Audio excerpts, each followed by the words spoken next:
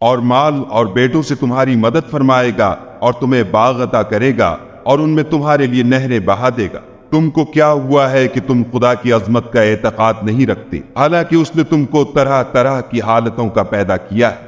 क्या तुमने नहीं देखा कि खुदा ने 7 आसमान कैसे ऊपर तले बनाए और चांद को उनमें जमीन का नूर बनाया है और सूरज को चराग ठहराया है, और खुदा ही ने तुमको जमीन से पैदा किया है, फिर उसी में तुम्हें लौटा देगा और उसी से तुमको निकाल खड़ा करेगा। और खुदा ही ने जमीन को तुम्हारे लिए फर्श बनाया ताकि उसके बड़े बड़े कुशादा रस्तों में चलो फिरो। उसके बाद नूह ने अर्ज की कि मेरे परवरदिगार, ये लोग मेरे कहने पर नहीं चले और ऐसों के ताबे हुए हैं जिनको उनके माल और औलाद ने नुकसान के सिवा कुछ फायदा नहीं दिया, और वो बड़ी बड़ी चालें चले और कहने लगे कि अपने माबूदों को हरगिज न छोड़ना,